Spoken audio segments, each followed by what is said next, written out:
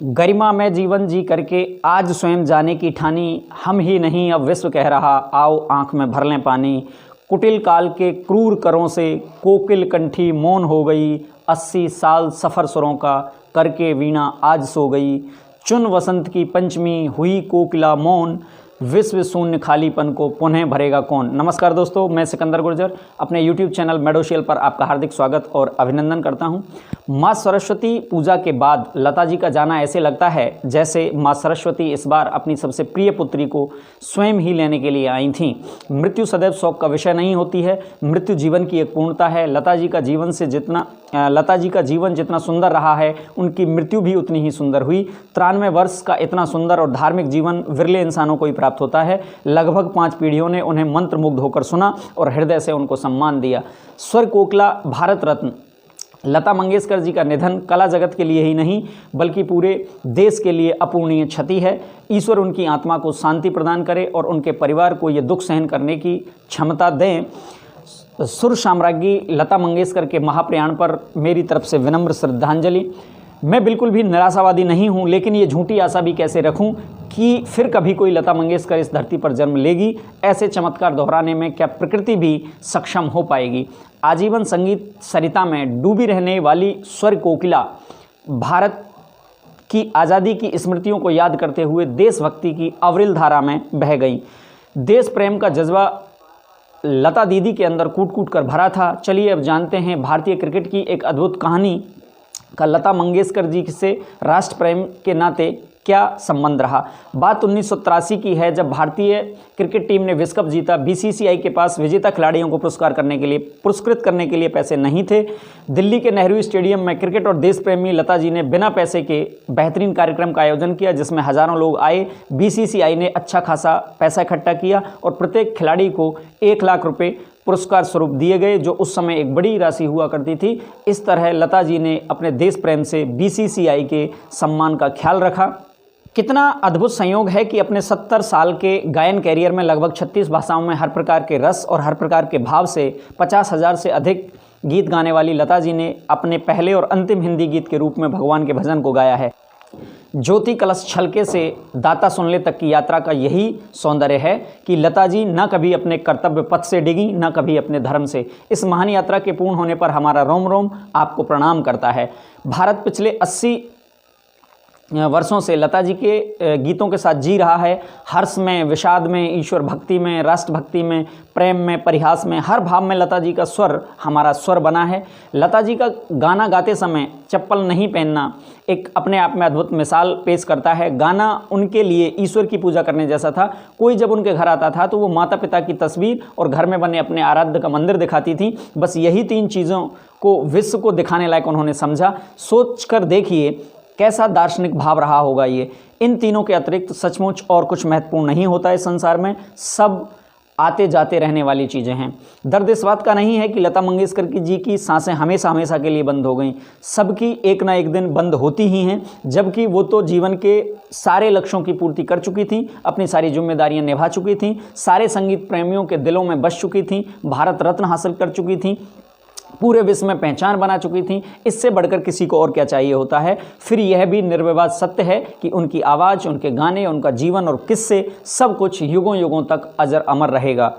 लेकिन दर्द तो इस बात का है कि फिल्म इंडस्ट्री रूपी दलदल में संगीत को केवल मनोरंजन, मस्ती या पैसे कमाने का जरिया मानने के बजाय धर्म मानने वाली, हर बार गाने से पहले अपनी चप्पल उतार कर मंच पर को प्रणाम करने वाली, भगवत गीता के विशेष मंत्रों का जाप करने वाली, क्या कोई अब लता आएगी या नहीं।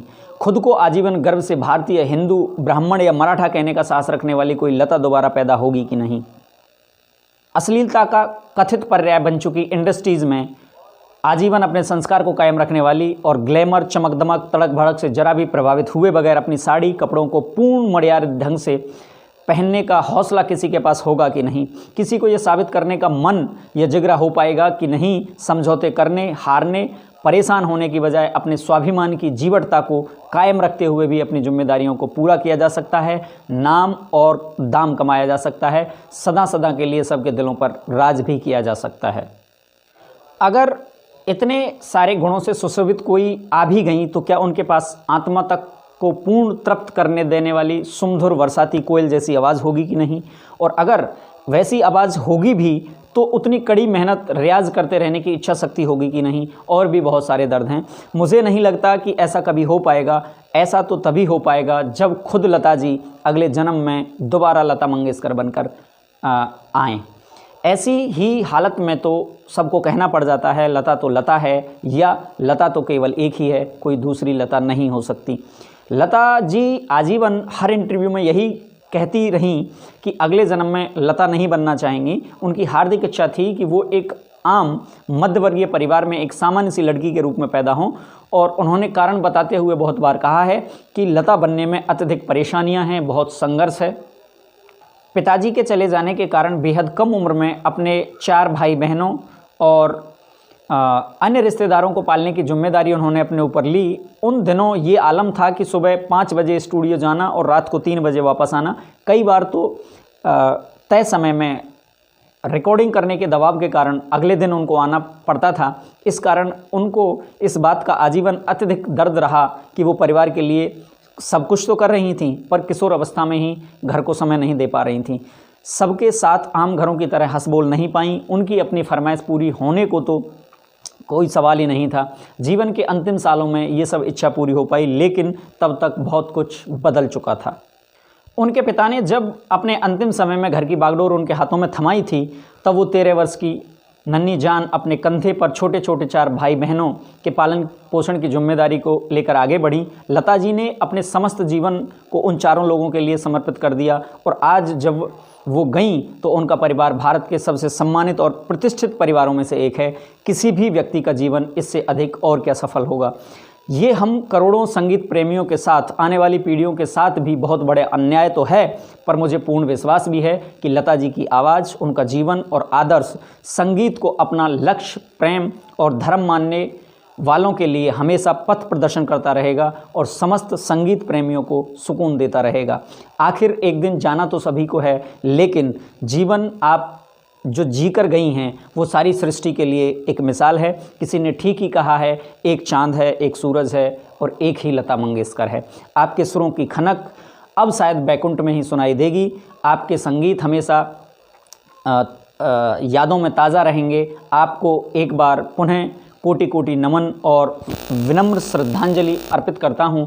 अंत तक वीडियो देखने के लिए आपका बहुत बहुत धन्यवाद। चैनल पर अगर नए हैं, अभी तक चैनल को सब्सक्राइब नहीं किया है, तो इस तरह के शानदार कंटेंट के लिए चैनल को सब्सक्राइब कर लें, ताकि चैनल पर अपलोड होने वाले वीडियोज़ का नोटिफिकेशन आप समय से प्राप्त कर पाएँ। हर बार चैनल पर आकर वीडियोज़ देखने के लिए लाइक, कमेंट और शेयर करके मेरा उत्साहवर्धन करने के लिए हृदय की गहराइयों से आपका प्रेमपूर्वक धन्यवाद, बहुत बहुत आभार। मैं सिकंदर गुर्जर अब आपसे लेता हूँ विदा। मिलूँगा एक नई वीडियो में एक नए कंटेंट के साथ। तब तक के लिए स्वस्थ रहिए, व्यस्त रहिए, मस्त रहिए। जय हिंद, जय भारत, वंदे मातरम।